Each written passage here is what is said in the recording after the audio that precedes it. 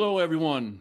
Welcome to tonight's episode. The attack on X or Twitter, formerly Twitter, and the battle for free speech. So I'll be honest with you. Planning these kind of weekly episodes, I never really know, or a lot of times I don't necessarily know what I'm going to cover the following week. Sometimes things pop up, during the week that I think are important to cover. Sometimes I have a general idea ahead of time, and I kind of plan out for it a little bit, depending on how things go. But in this case, something popped up in Brazil this week. This kind of episode kind of relates to what's happening. Well, does directly relate to what's happening in Brazil, but on a broader scale, it explains the bigger picture that we've been talking about and how this whole censorship regime is trying to crack down on information getting out that they don't want people to know about. Anyway, so we'll get into that.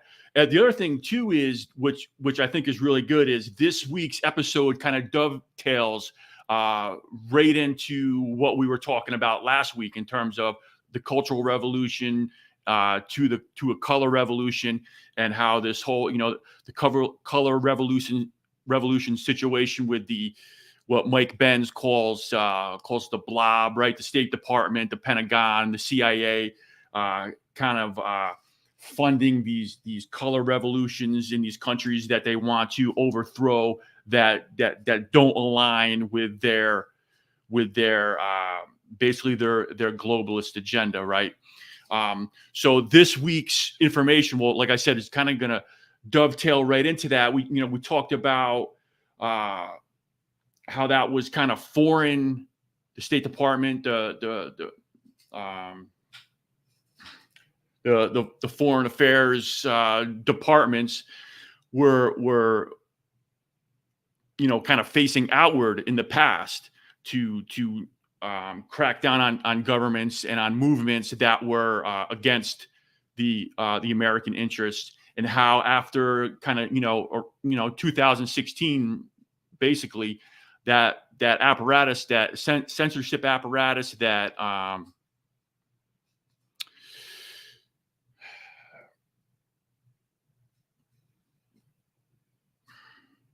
that whole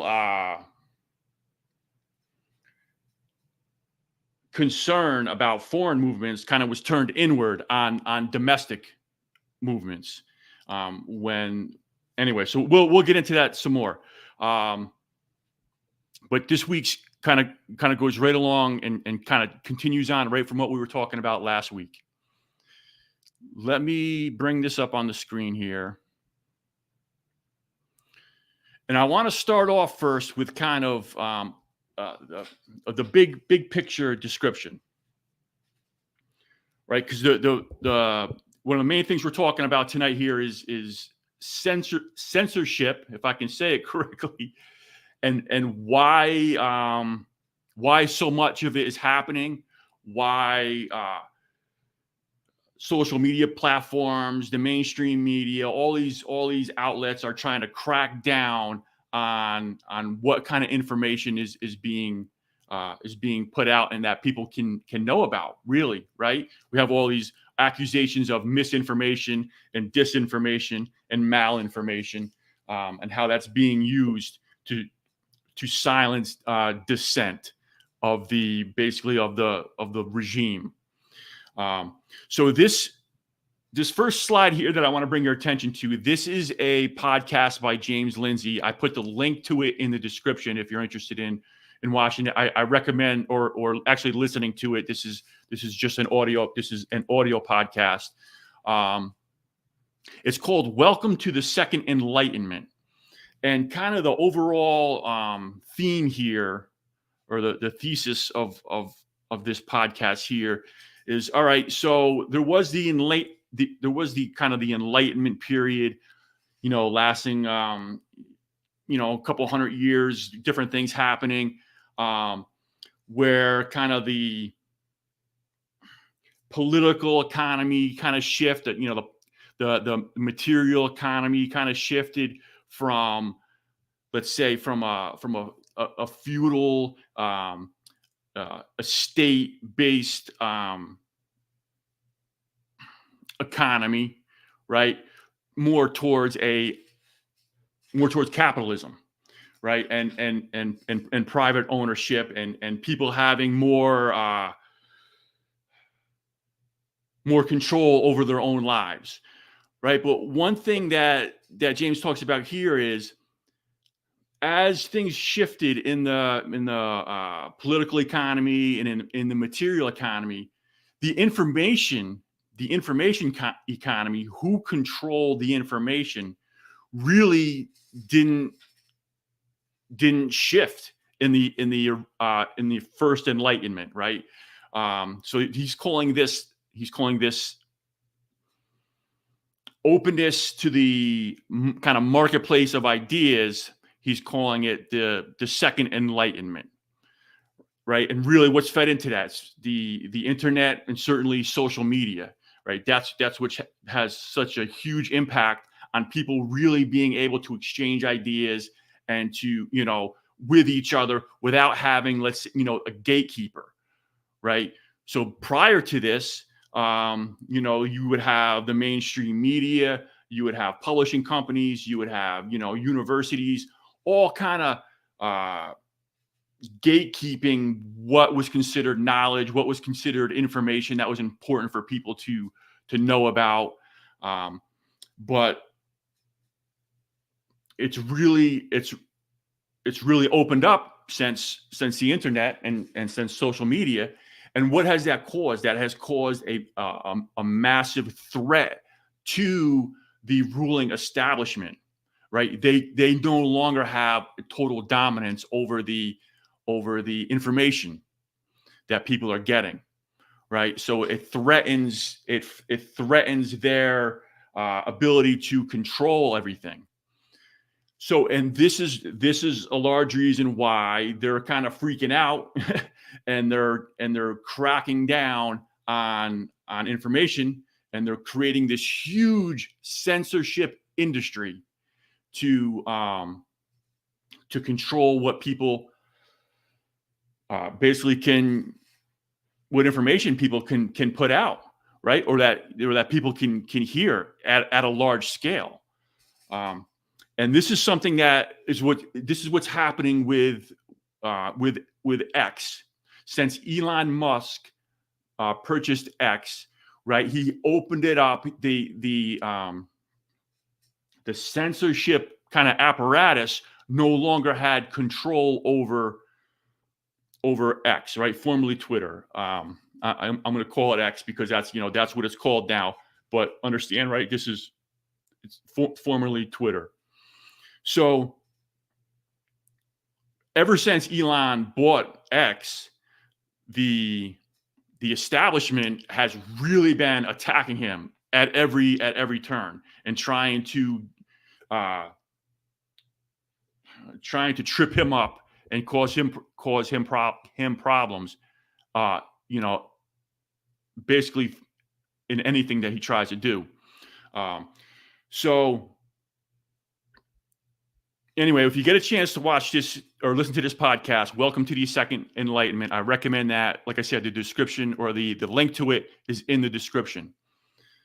So let me pop over here to, I want to show you this first video, and it's gonna explain what I'm talking about with what's happening. It's going to give you an introduction to what's happening in Brazil. And how that ties into all of this that we've been reviewing and talking about.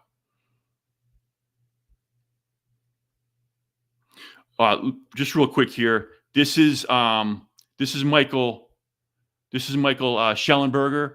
He's a reporter, and basically all that text there is what he describes in the video. So I'm just going to go ahead and play the video here. Hey everyone, it's Mike Schellenberger, and I'm reporting to you at this moment from Brazil, where a dramatic series of events are underway. At 5:52 p.m. Eastern Time today, April 6, 2024, X Corporation, formerly known as Twitter, announced that a Brazilian court had forced it to, quote, block certain popular accounts in Brazil. Then, less than 1 hour later, the owner of X, Elon Musk, announced that X would defy the court's order and lift all restrictions. As a result, said Musk, we will probably lose all revenue in Brazil and have to shut down our office there. But principles matter more than profit, he added. At any moment, Brazil's Supreme Court could shut off all access to X Twitter for the people of Brazil. It is not an exaggeration to say that Brazil is on the brink of dictatorship at the hands of a totalitarian Supreme Court justice named Alexandre de Moraes. President Lula da Silva is also participating in this push towards totalitarianism. Since taking office, Lula has massively increased government funding of the mainstream corporate news media, most of which are encouraging increased censorship. What Lula and de Moraes are doing is an outrageous violation of Brazil's constitution as well as the United Nations Declaration of Human Rights. At this moment, Brazil is not yet a dictatorship. It still has elections, and the Brazilian people have other means at their disposal to confront authoritarianism. At the same time, the federal Supreme Court and the Superior Electoral Court, which it controls, are directly interfering in those elections through censorship. 3 days ago, I arrived in Brazil and published the Twitter files for Brazil. They show that de Moraes has violated the Brazilian constitution in multiple ways. He illegally demanded that Twitter reveal private information about Twitter users who used hashtags that he considered inappropriate. He demanded access to Twitter's internal data, violating the platform's policy. He censored on his own initiative, without any respect for due process, posts on Twitter by parliamentarians from the Brazilian Congress. And Moraes tried to turn Twitter's content moderation policies into a weapon against supporters of then-President Jair Bolsonaro. I say all of this as an independent and nonpartisan journalist. I'm not a fan of either Bolsonaro or Trump. My own political views are very moderate, but I know censorship when I see it. The Twitter files revealed also that Google, Facebook, Uber, WhatsApp, and Instagram betrayed the people of Brazil. If this evidence is proven and admitted to, the executives of those companies behaved like cowards. They provided the Brazilian government with personal registration data and telephone numbers without a court order. Therefore, they violated the Brazilian laws. When Twitter refused, to their credit, to provide Brazilian authorities with private user information, including direct messages, the government of Brazil attempted to sue and hold Brazil's top Twitter attorney in criminal contempt. When I was in Brazil in 1992, at the time, the slogan of the Workers' Party was "without fear of being happy." In recent days, I've spoken to dozens of Brazilians, including professors, journalists, and respected lawyers. All of them told me that they are shocked by what is happening here.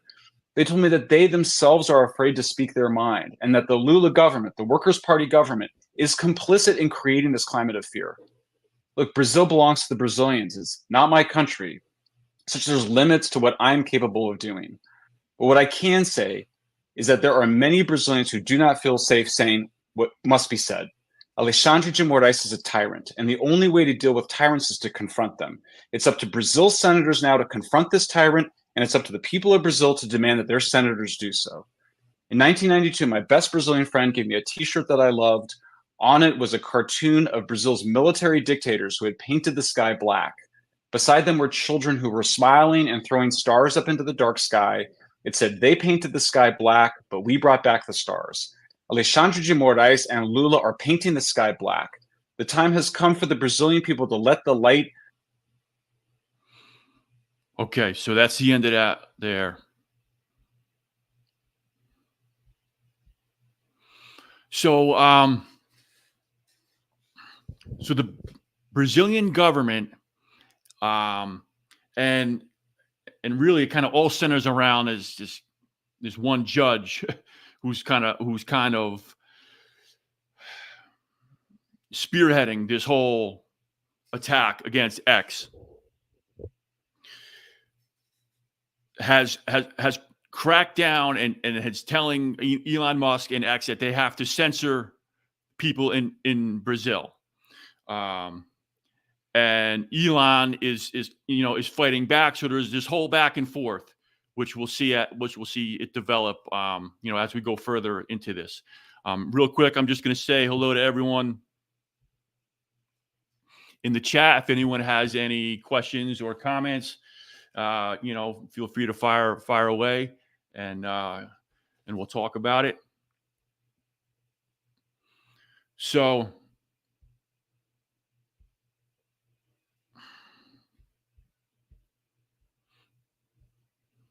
this is the judge. This is the judge here. Right. So you can see, I mean, I don't know exactly what you call it. It's he's kind of like on the Supreme Court, let's say, of Brazil. He's also involved in the court of elections, and it's kind of thought that he had kind of a thumb on the scale, so to speak, of getting the new socialist president elected in Brazil over the populist president Jair Bolsonaro. So this is him here. This is the judge. His name is Alexandra, excuse me, D. Yes, I can't say it in Portuguese, or however he pronounces his name. So this is from Glenn Greenwald. He's saying that this one judge has I kind of made a little typo here, but this one judge has somehow acquired more power than anyone, even Lula, which Lula is the current president of Brazil. The Brazilian left opposed his appointment to the court, calling him a racist, fascist, and coup-monger. Now they worship him as a god. Even the New York Times is concerned. And he links to an article here. This is the current president of Brazil. I'm just going to call him Lula. That's what he's referred to as. And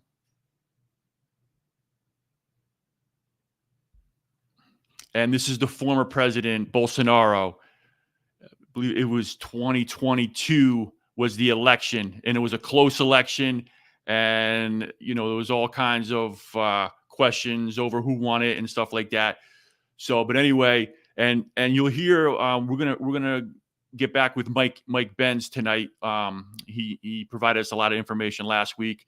I'm gonna show a lot of information from him again tonight, and you'll see how he talks about how Bolsonaro was referred to as kind of the Trump of the tropics, right? A populist candidate, a populist representative of the people of Brazil, right? So and he's no longer the president. So this, I'm just going to go through some information here, kind of outlining some of the breakdown of how things happen. This is from X's Global Government Affairs, right? It says X Corporation has been forced by the court decisions to block certain popular accounts in Brazil. We have informed those accounts that we have taken this action. We do not know. So originally they did block the accounts that the government was telling them to do. It says we do not know the reasons these blocking orders have been issued. We do not know which posts are alleged to violate the law. We are prohibited from saying which court or judge issued the order or on what grounds. We are prohibited from saying which accounts are impacted. We are threatened with daily fines if we fail to comply. We believe that such orders are not in accordance with the Marco Civil.Internet or the Brazilian Federal Constitution, and we challenge the orders legally where possible. The people of Brazil, regardless of their political beliefs, are entitled to freedom of speech, due process, and transparency from their own authorities. So this is from Elon Musk here saying this aggressive censorship appears to violate the law and will of the people of Brazil. Someone replied, yes, so why comply? Rumble and locals didn't. You are powerful enough to make a difference. Elon responds here: we are lifting all restrictions. This judge has applied massive fines, threatened to arrest our employees, and cut off access to X in Brazil. As a result, we will probably lose all revenue in Brazil and have to shut down our office there.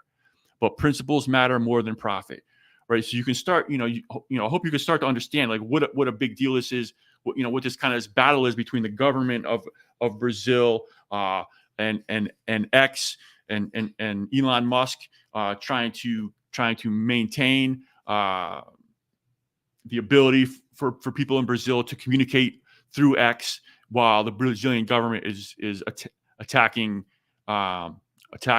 X and trying to shut it down. So Elon here says content restrictions in Brazil have been removed, and I'm just going through some. This happened over the past couple of days, right? But I'm just showing you kind of how some of this is played out, so you can kind of get a feel for what was going on. So here we have another post from Glenn Greenwald. He says, here's Elon Musk explaining why the endless censorship demands from Moraes,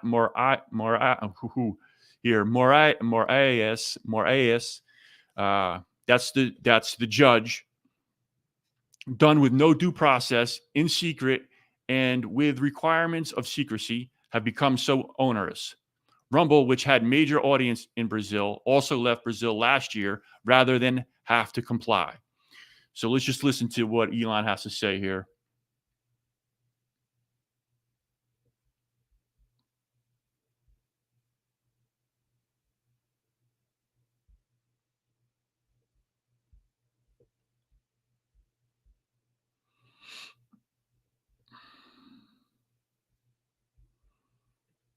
Okay.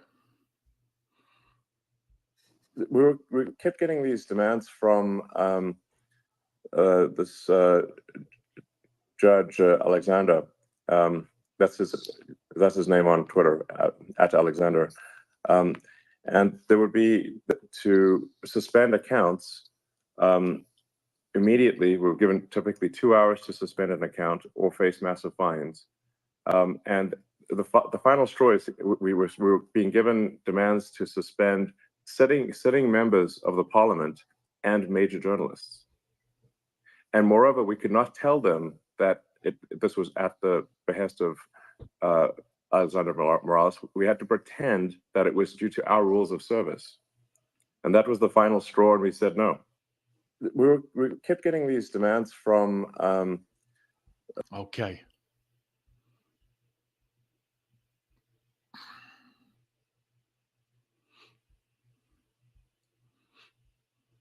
All right, so that's just hearing from Elon what his response was. One of his responses initially.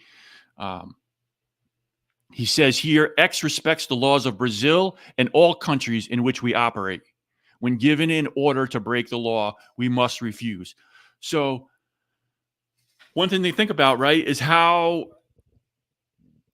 these social media platforms and how basically these global corporations, but certainly the global social media platforms, right? Because X isn't just available in the United States, right? It's available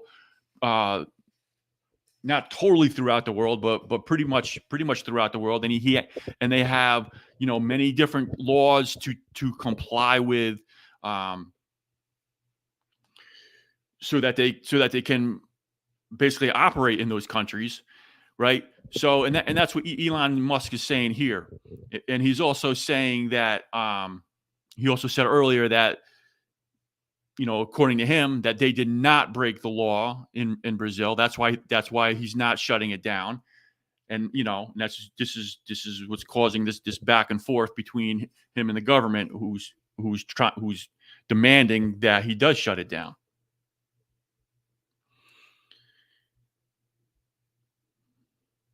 So now here, kind of like the plot thickens, and based off of what we talked about last week, you might have had an idea of kind of where this was heading, right? Because what's behind the Brazilian government, or potentially this judge, or the people who want to control X, right? Because X being a free speech platform is not just a problem in in Brazil, right? It's a problem. It's a problem to the American globalist regime, right? That's why the government here in the United States has been giving Elon such a hard time and trying to censor him and well, trying to get back control of Twitter, which they lost when Elon bought it. So this is from Mike Benz here. It says, make no mistake, right? It's the job of the U.S. State Department to protect major U.S. companies from their business being targeted in foreign countries, for example, Brazil. But in the sick, twisted politics of Biden world, the State Department has been pushing Brazil to censor and thus killing X's core business there, right? So you know, and this is kind of like what I'm trying to get across tonight is that it's our government involved in Brazil trying to get the Brazilian government to shut down X, because not only do they want them shut down in Brazil, but they want X shut down basically everywhere. They want X to be forced to comply with the censorship industry and the censorship regime that they have in place, so that people are not allowed to spread information and to communicate with each other, kind of outside of the narrative that outside of the globalist narrative, outside of what the American globalist empire wants them to communicate about. So here's a quick video here from Mike Benz. We'll bring this up.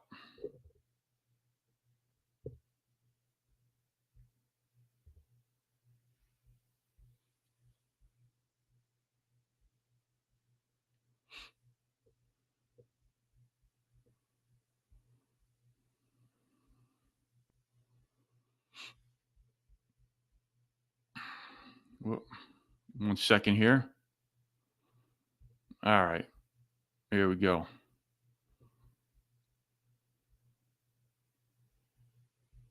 Hey, in this vid, I want to talk about what the State Department would normally do when a country like Brazil would attack a U.S. multinational tech company. So I don't see this Brazil censorship situation as being a Brazil situation.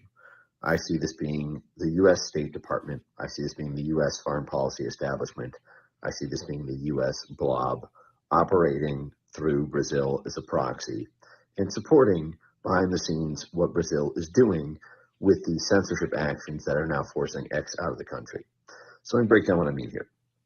So the blob fears populism. Okay, the U.S. foreign policy establishment fears the rise of domestic populist groups in the U.S. and around the world, in NATO countries and in BRICS countries, like Brazil, BRICS.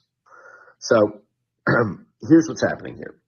A couple of years ago, I wrote a report, which I was very shocked to discover at the time. I should say I was shocked at the extent of it, but basically it turned out that when I was looking into what was behind censorship in Brazil, it turned out that what was driving it appeared to be a gaggle of U.S. State Department funded NGOs, and not just State Department funded NGOs, but they were actually National Endowment for Democracy funded as well. You had USAID and the National Endowment for Democracy funding a bunch of domestic censorship groups in Brazil. This actually goes right back to the beginning of Bolsonaro's tenure in 2019. In June 2019, the Atlantic Council convened a meeting about what to do about the rise of disinformation in Brazil that was pro-Bolsonaro in nature. And the Atlantic Council's panel, called Election Watch, in June 2019, bemoaned the fact that in Brazil, people were paying more attention to their own friends, family, and clergy than they were to institutions, global institutions, such as the Atlantic Council, which is a CIA pass-through. It has 7 CIA directors on its board. It's annually funded every year by the Pentagon, the State Department, and the National Endowment for Democracy, which is the CIA cut up. Now, in addition to that, a bunch of these university centers in Brazil and civil society groups get National Endowment for Democracy funding. That is a CIA pass-through. So this is the CIA and State Department and USAID directly funding in June 2019, the censorship apparatus in Brazil against pro-Bolsonaro groups. See, in 2019, social media was already censored in Brazil. Facebook, Twitter, and YouTube censorship in Brazil hit them really hard, the same way that it did in the U.S. So Bolsonaro supporters switched to WhatsApp and Telegram to spread their messaging because they were basically kicked off of Facebook. This is why one of the biggest audiences for Gab, one of the first free speech sort of alternative platform attempts, was the Brazilian population in 2018, 2019, because they were hit with that first wave of censorship hard. So what the Atlanta Council and a bunch of these other National Endowment for Democracy funded CIA proxies did is they then descended on WhatsApp and Telegram. And they promoted these little organs, these little activists, these little proxies within Brazil to put pressure on the Brazilian government to take out WhatsApp and Telegram until WhatsApp and Telegram also censored populist supporters, right-wing populist nationalist Bolsonaro supporters. And so that led to WhatsApp putting caps on the amount of messages that could be forwarded. And it led to them basically shutting down the ability to approximate the size of a Facebook group. They vastly reduced the amount of people who could populate a single group in order to basically balkanize pro-Bolsonaro speech. And then when Telegram refused to censor misinformation, they actually shut down Telegram in the country until it bent the knee to the government.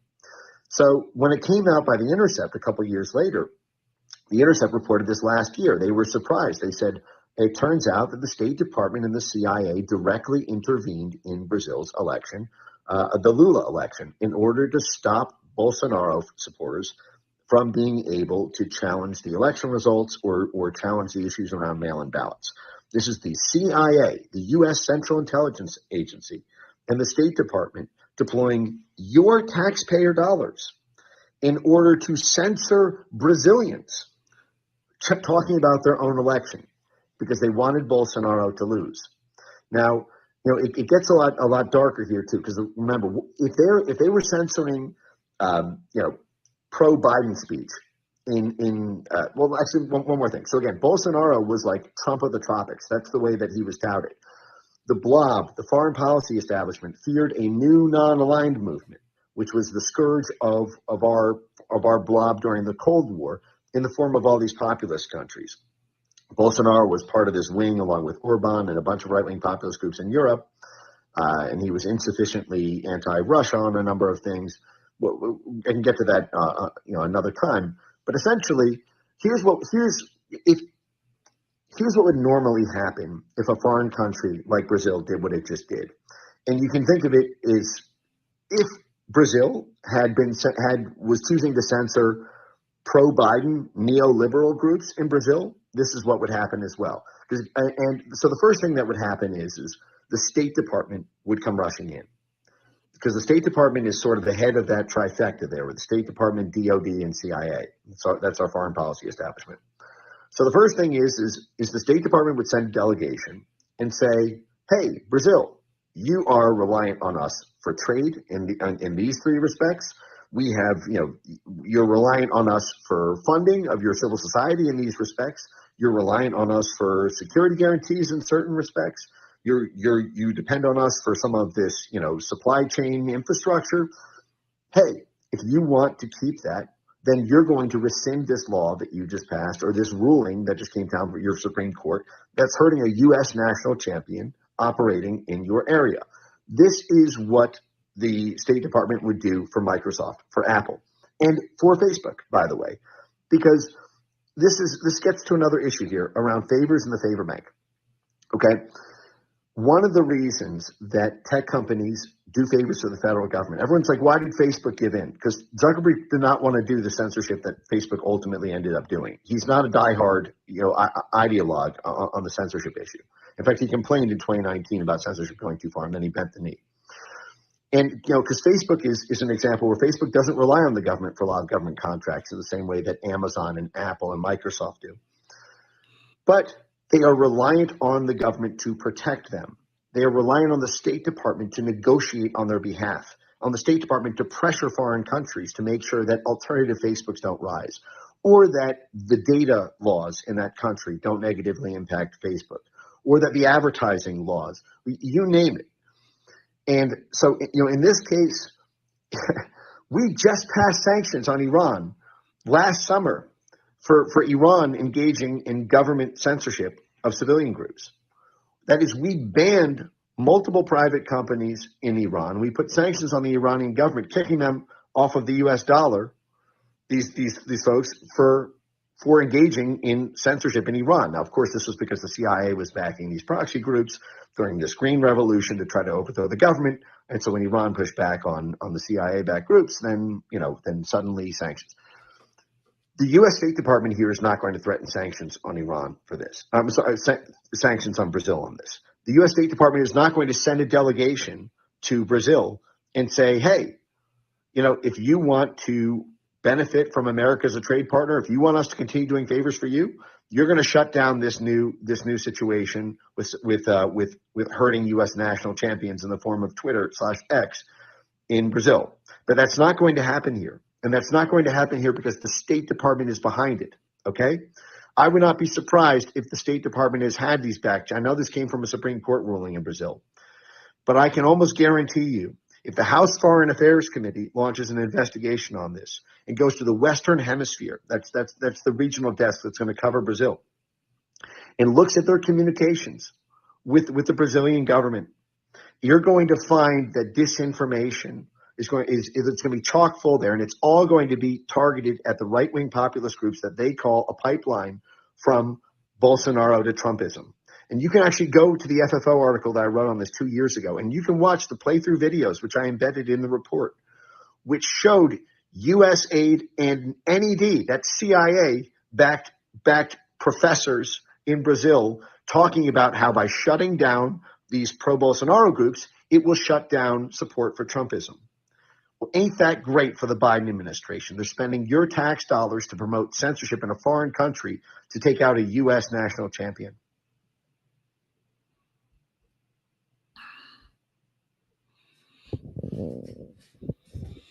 Okay, so you can start to see, right, how there's more to it than just this kind of like this one judge in Brazil that's kind of deciding to shut X down, right? Obviously, it's much bigger than that. It's our government is behind it. Our government is behind it, and kind of the bigger picture here beyond Brazil, and the reason I wanted to kind of bring this to your attention is that this censorship apparatus, this censorship industry is being turned and is going to be crack down even more on the American people who, those of us who do not support the Biden administration, who do not support basically the uniparty agenda, right? The globalist agenda. All right, so let me bring this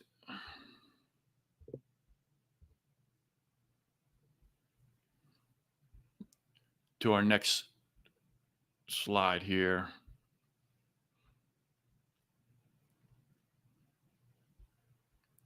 So this here is the article that Mike mentioned in the video that I just played, right? That he wrote a couple years ago. The link to this is in the description as well if you want to go ahead and go through this article on your own when you get a chance. Right? He just says here, I wrote all about the Biden State Department's huge push to get Brazil to increase political censorship online, funding its censorship drive through USAID and the NED in this blockbuster report 2 years ago. Right? So like I said, I put the link to this in the description if you're interested in reading that. All right, this is another short. This is a short video. That last one was about 9 minutes long. This one's about 2.5 minutes long. It's from Mike Benz again. Says the censorship industry is not really a domestic run phenomenon.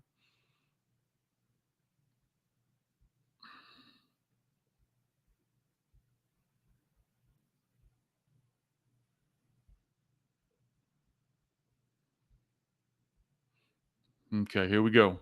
Alliance here between the communist left and the Let me start this over from the beginning. there's an alliance here between the communist left and the neoliberal capitalist left.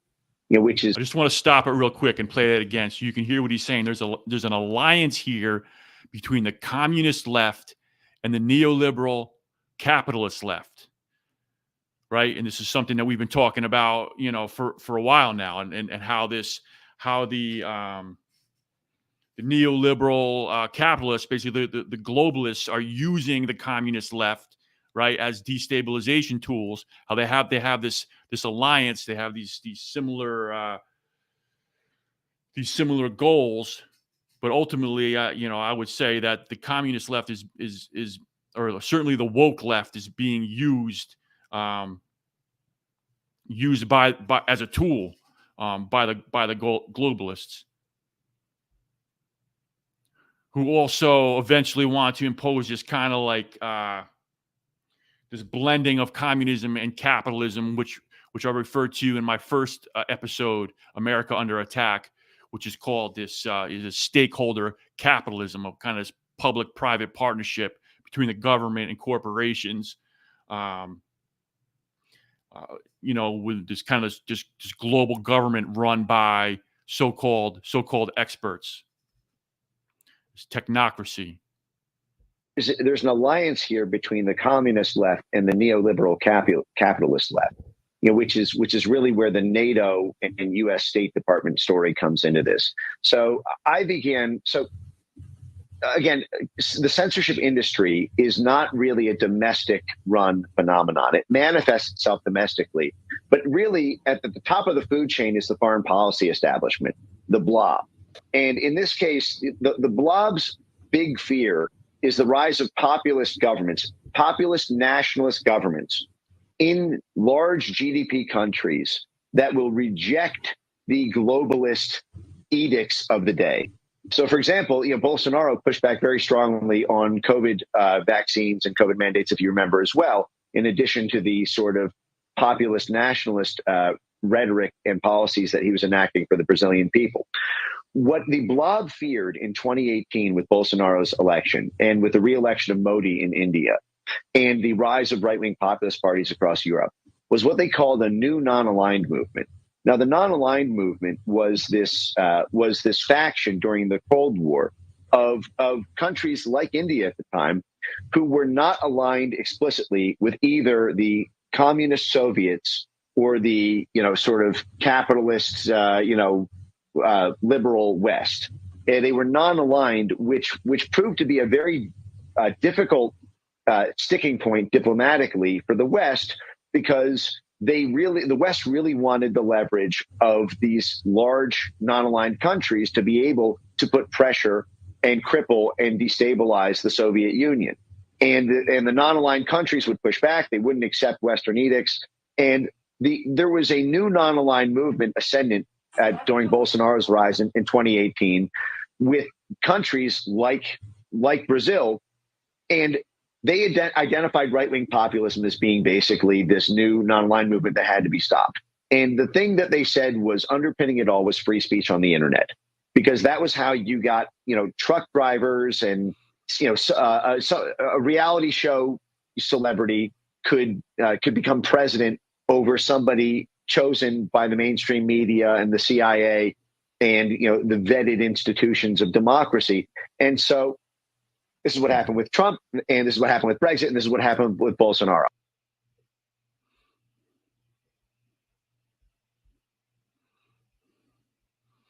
Okay, so there's just some more information, right, on how it's, and I like how he worded it there, and I think it's good for us to think of it this way in terms of aligned movements versus non-aligned movements, right? If you're not aligned with the globalist agenda, if you are a non-aligned movement, right, the ruling establishment is going to do everything in their power to crush that movement, to censor that movement. So I think that's a good way of looking at things. And in fact, even big picture, right? This is not necessarily Democrats versus Republicans. This is This is really whether you are aligned with the globalist movement or you are aligned with basically wanting to maintain your own country as a sovereign nation that governs itself, right? Without these global organizations basically taking over and telling you what to do.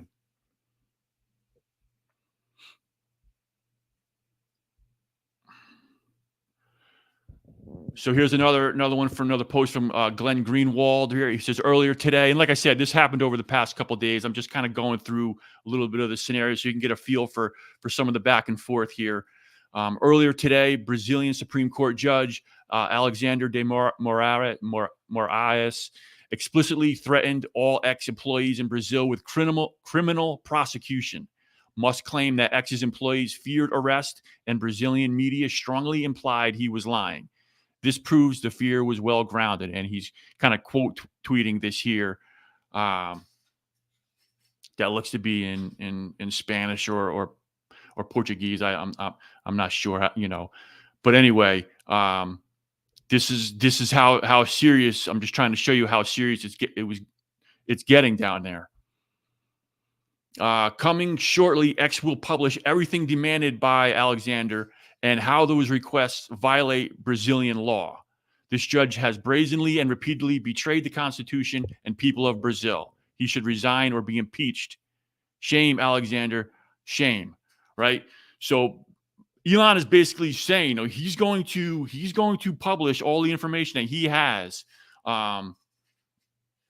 showing what this government, what the Brazilian government, and what particularly this judge is trying to do, and he's going to expose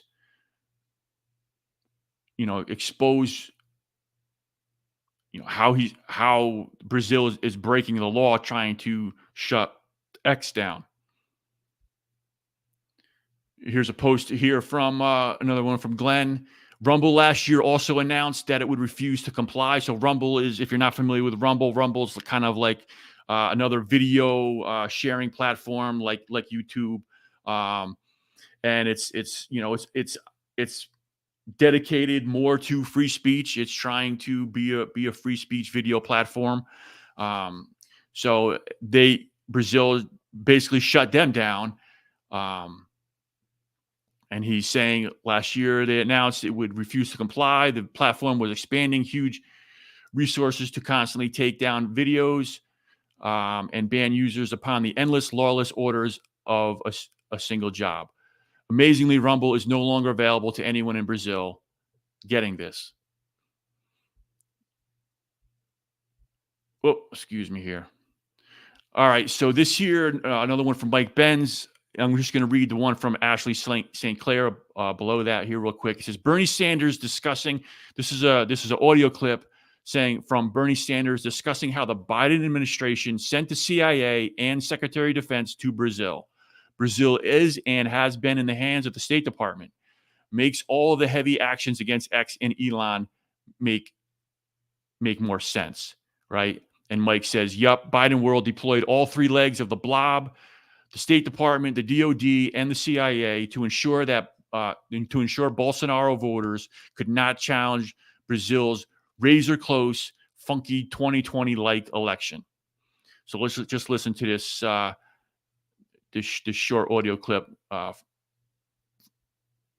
Bernie Sanders here.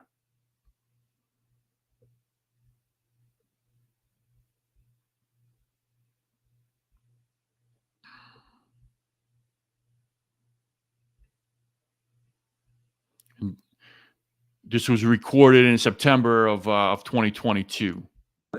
And by the way, in fairness to the Biden administration, before we talk about their relationships with progressive governments, they have, and I think in an unusual way, sent the CIA and sent the Secretary of Defense down to Brazil. Yeah.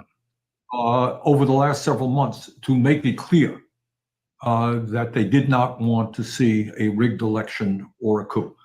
And that's what the Biden people did. And I appreciate that.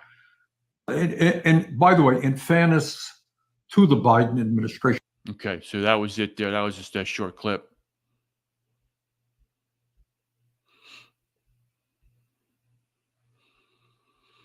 A little bit more of the back and forth here. This Nicholas Ferreira is a politician in Brazil saying Elon said that Alexander has Lula on a leash and that he put his finger on the scale to elect him. As a member of the Brazilian Congress and representing millions of people, I ask you to give us more information. This will be crucial for the future of our country. And he's replying to Elon Musk here. Elon says, we need to get our employees in Brazil to a safe place or otherwise not in a position of responsibility. Then we will do a full data dump. They have been told they will be arrested, right? So the government of Brazil is threatening to arrest the employees of X down there.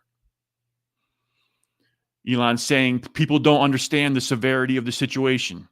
Right. So that was okay. Then I read these two already here, right? They've been told they will be arrested. We need to get our employees out of Brazil. Right. So this is just showing once again the seriousness of what's happening. This year's Elon saying, how long until dictator Moraes is deposed, do you think? Glenn's saying, after Musk criticized Brazil's chief censor, Supreme Court Judge Alexander de Moraes, he said he'd rather close X in Brazil than obey censorship orders. Moraes opened a criminal investigation into Musk and imposed daily fines of, whatever these are here, US $20,000 for every unblocked profile. After Musk insulted and criticized Brazilian Supreme Court Judge Alexander de Moraes, saying he'd rather close X in Brazil than obey Moraes' censorship orders, Moraes ordered the country's national telecom agency to prepare to ban X from Brazil entirely. Elon just saying, why does the Brazilian parliament allow Alexander the power of a brutal dictator? They were not. They were elected. He was not. Throw him out. Right. So finally here, I'm going to play. It's about 15 minutes worth of videos, clips here to wrap up tonight's episode. This is more from Mike Benz, and it kind of is a good wrap up information for what we've been talking about to kind of piece all these things together here.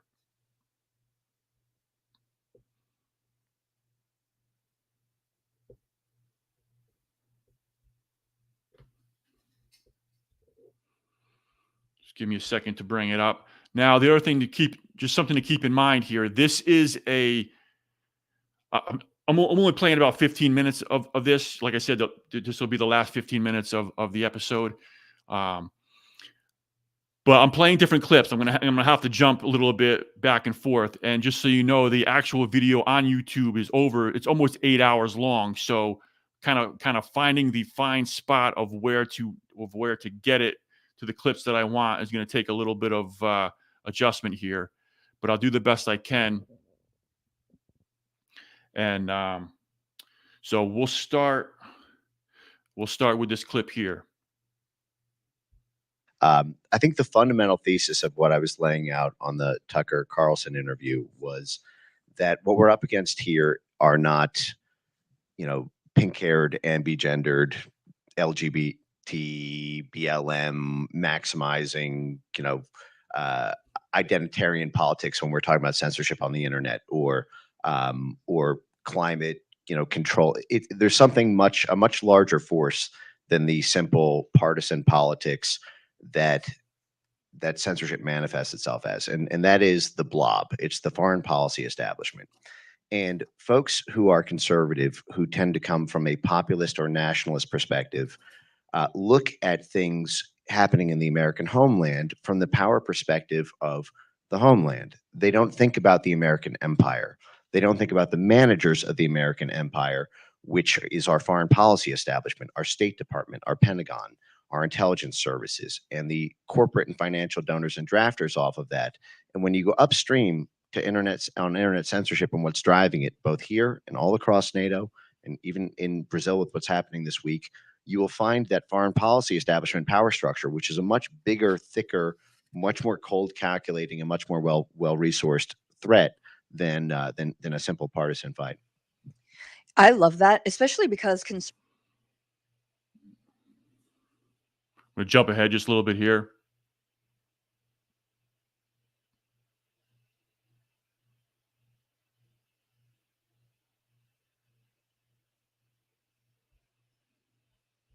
Structure in this country grew out of what was called the hybrid warfare doctrine that NATO came up with after the Crimea annexation. And there was essentially a pan-military decision across NATO for the military to play a more active role in the media, because they perceived a loss of hearts and minds in Eastern Europe as us ceding ground to Russia politically. And then when Brexit and the Trump election happened, the Russia Gate predicate was used to basically portray any sort of right-wing populism as being favorable for Russia, and then so could be censored on the basis of being Russian propaganda. The problem was when Russiagate died in the summer of 2019, when Mueller choked on the stand in the hearing, they, instead of shutting down that censorship apparatus that joined together the FBI and the CIA and DOD and State Department, they simply changed the predicate from being a Russiagate predicate to a democracy predicate. And this is very nasty, because democracy is the watchword of the foreign policy establishment to overthrow governments. I'm just going to say that again. Democracy is the watchword of the foreign policy establishment to overthrow governments. So we have had a lot of presidents, Republican presidents, who have been tarred by left-wing media as being, bad people, dictators. People were calling George Bush a Nazi and things like that. I remember in my lifetime. They were not calling him a threat to democracy. That triggers when something is categorized as a threat to democracy by our government. What that does, it's like an immune system response that activates for the white blood cells of our blob to descend the NGO swarm, the university centers, which act as proxies by the government, are all funded by our federal government. So just think about all of how frequently you've heard, that something's a threat to our democracy, That's why, they're taking action on something, or they need to crack down on information, or whatever it is, right? And Mike's saying that they're using this as basically, when they're saying that something's a threat to democracy, basically what they mean is it's a threat to the institutions that uphold the ruling establishment, the current ruling establishment order, right? So, just be aware of that, and don't be, understand the kind of the trick that they're using when they're saying democracy, and what they really mean. They really mean, their own agenda. For DOD counterintelligence, for the State Department to get involved, for the FBI, for DHS, they all descend on it, and they use their media organs as well. Much of what we think about as being independent media is anything but. They depend, and we can go through this in more detail maybe in questions, but this surround sound is a creation of this immune system, and the fact that it no longer, even though it was created under this foreign policy national security predicate, we are now about 4 or 5 years past that. And I'll give you just one great example to leave this off on. The number one funder right now of the censorship industry in the US, and not the number one necessarily most, top of the food chain, but who's providing the actual money, the civil society capacity building for domestic censorship mercenary firms, is the National Science Foundation, which is basically the kissing cousin of DARPA. And Okay, I'm going to jump ahead here.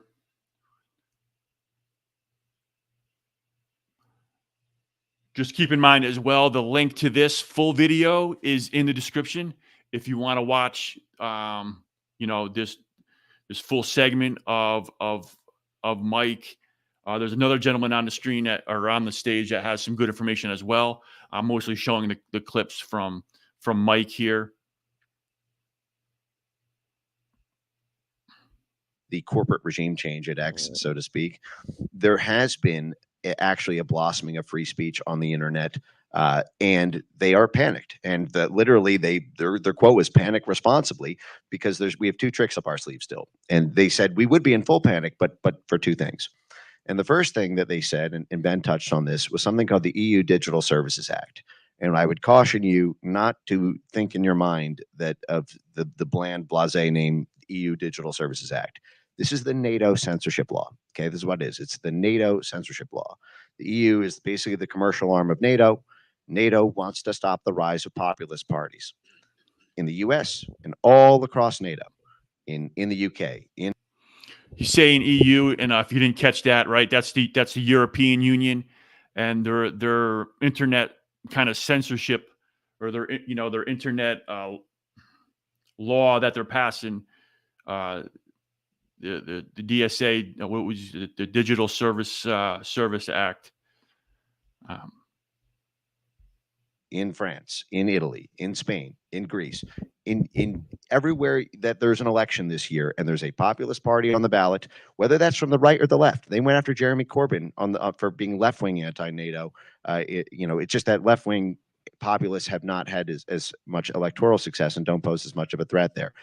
But this NATO censorship law is very nasty, because what it does is it goes beyond the simple hate speech laws that Europe have, and it imposes a new standard about disinformation. So it's creating a new industry for disinformation compliance. Now, the EU is a larger market than the United States. There's 550 million people in the EU. You cannot be a multinational tech platform without having access to the EU market. US companies operating in Europe are going to have to cooperate with this disinformation law. Now, we know the people behind this are the same people who constructed the election censorship apparatus in 2020. So, for example, NewsGuard is partnered with the EU for doing the rules making on this. NewsGuard is also partnered with the American Federation of Teachers, and they are bringing in a new program called media literacy, which is all across schools now. It's actually state mandated in California, New York, Illinois, Rhode Island, and several other states. They have a plan to put this mandatory sense. And media literacy just means if you read the wrong media sources, you are illiterate. It doesn't. Pay attention to this as well, right? This media literacy, it's in your schools. If it's not there yet, it's coming, right? And you'll hear Mike explain what it is. Basically, it's going to be forcing children to learn about, basically to be forced into only trusting regime-approved information sources, right? It doesn't mean teaching you how to read. It literally says if you watch, for example, this symposium on social media, you've committed effectively a mental thought crime. You are illiterate in the news sources you read, and you need to get your mind right. You need to be re-educated, and you will get docked in schools if you cite the wrong sources. For example, structuring is sort of like Wikipedia does. Wikipedia does not allow basically any sort of conservative or populist citation because it's blacklisted. They basically cited two things. They said, thankfully, this new NATO censorship law is going to force, no matter what Elon wants to do, he's going to have to play ball. He's going to have to play ball with this new law, and he's going to have to put in place the censorship measures that NATO rolls out around election disinformation. So no matter what, he's going to have to play ball with us. But we're still waiting for the final rules on that. The law has been passed. It will come into effect before 2024. It's hard to pierce, in advance of that. And then the second thing that they cited was the role of states, and that's both, on state election disinformation, censorship through the state Secretary of State's offices, which are a major Soros project, I should add, and then also through these new state mandated laws around media literacy. So, all right, I'm just gonna jump ahead again just a little bit here.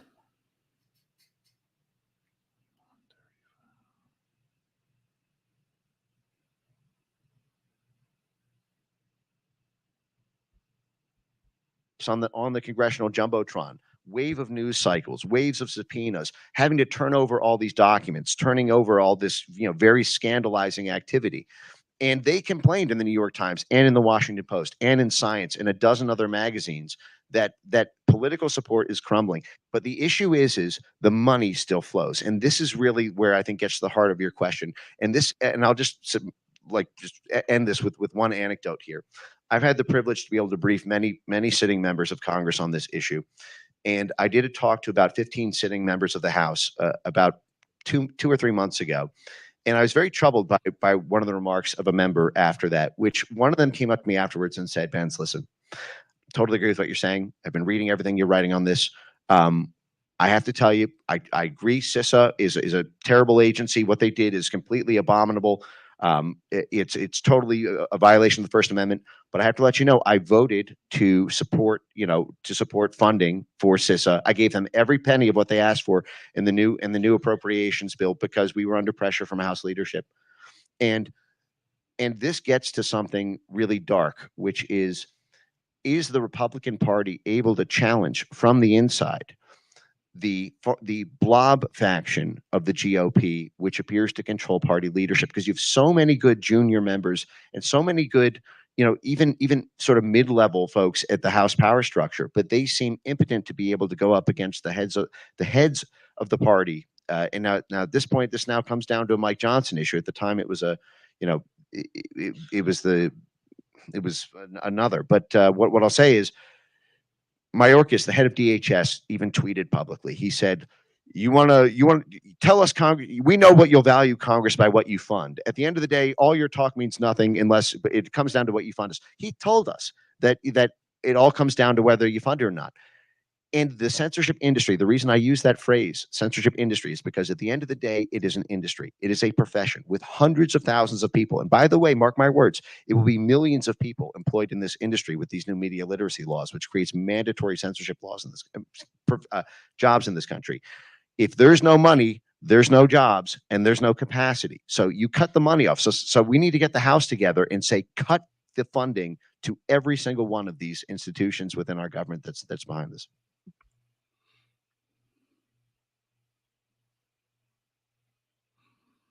Okay, I have just two more clips left here, and we'll finish up tonight's episode. And imposing costs critical. In the last 30 seconds we have, what can everyday Americans do to fight back? What can Moms for Liberty do to fight back? What does somebody who feels disenfranchised in the middle of the country do against this censorship industrial complex? Yeah. So, I mean, the number one thing is talk about it. I mean, don't underestimate the power of one small voice accumulated over millions to do a lot of damage to this system.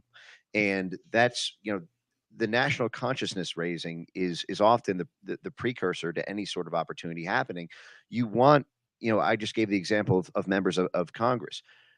The fact is members of Congress didn't leap on this issue until it was already on the tip of everybody's tongues, and they had the semblance of, oh, I'm going to be made a hero by taking on this issue because everyone's already talking about it. Well, that requires you to be already talking about it. We want the speaker battle, for example, to turn on the issue because everyone's talking about it, and that person's ability to deliver on that promise is to be. So I guess that's the number one thing. And the second one is issue by issue. So for example, on the Moms for Liberty front, I just mentioned media literacy. Media literacy is the censorship industry coming into your schools and grabbing your children by the tonsils and telling them the words they can and can't use, telling them the media sources they can and can't cite, telling them the influencers on social media they can and can't read or subscribe to. It is a total Clockwork Orange program. That's what media literacy is. It is North Korea could only dream of the kind of technological sophistication that media literacy involves, that you are not literate as a child because you read, something coming out of the Heritage Foundation. And, that is a fight that is going to happen in every single school. If, for example, as I mentioned, they couldn't win this in a fair fight with legitimacy. So they mandated by law in the states of California, in the states of New York, and the states of Illinois. And this is going to come to purple states.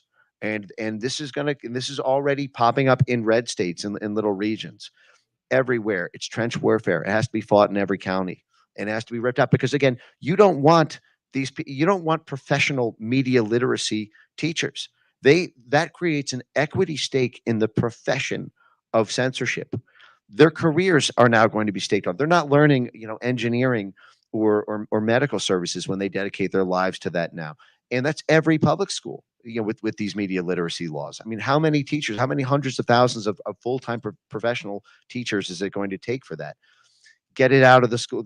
So that's just one issue, for example, but it's issue by issue also on, because there's a censorship role in every major policy and in every major policy discussion now, on the energy space, on the abortion space, because after the Russiagate predicate was laid down and a simple democracy predicate was used instead, and there was no cost imposed. They said, well, hey, we've basically discovered, El Dorado here. This is a golden power, a God button to be able to control discourse on every political issue. And in a democracy is about the hearts and minds of the people. If you can simply shut off the ability to influence hearts and minds through censorship, you win by default. You don't need to win by persuasion anymore. So it's issue by issue. Every policy group should be, going after the censorship aspects of that thing. And again, one way to find it immediately is by searching for so-called democracy groups and democracy funding in our federal government, that goes to pay for that censorship apparatus. Okay, so I'm going to interrupt you briefly because they're not giving me the hook just yet. So I'm going to take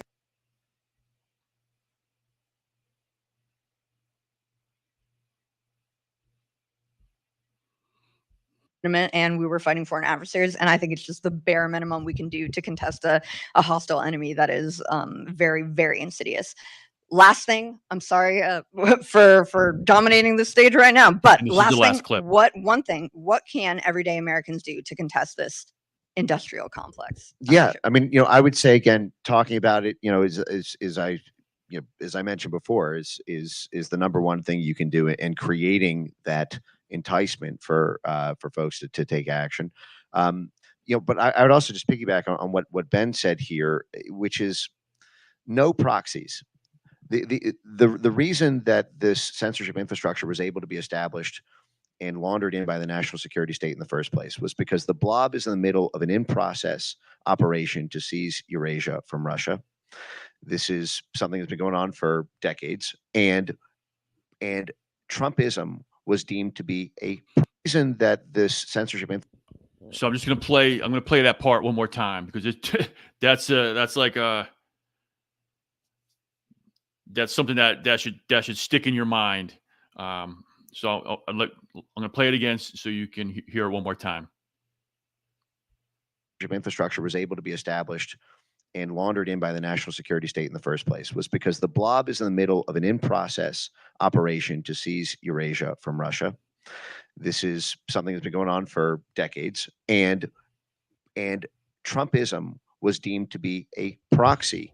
Therefore, by using this foreign predicate, you could say, well, hey, if Trump wants a détente with Russia, after all these sanctions that we put on them after the Crimea annexation in 2014, if Trump wants neutrality with Russia, or if Marine Le Pen in France wants neutrality with Russia, or if the AfD party in Germany wants a gas pipeline with Russia in Germany, or if the Spanish Vox party wants neutrality with Russia, every single one of those groups, just because of what their own citizens want to do foreign policy wise vis-a-vis another country, will be categorized as a proxy force for Russia, and that apparatus will be used. So I understand, I totally agree the point about, and if you actually have a hard forensic receipt, they didn't have that with Russiagate, but it's a proxy war, and if you can simply just draw the line at no proxies, then that would be the protectionist side. I like it. No proxy. Okay, so that's the end of the clips here for tonight.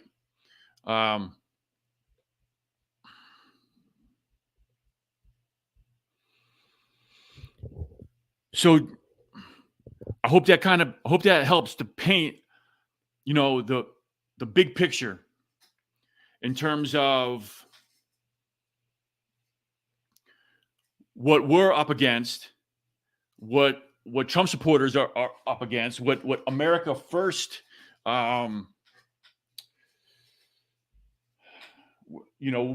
people who believe in the America First agenda, who believe in national sovereignty for the United States, people who don't who don't want any part of this globalist agenda and turning our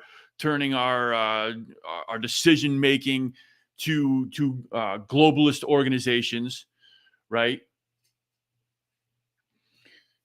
It's really that struggle, that battle between the ruling establishment globalists versus the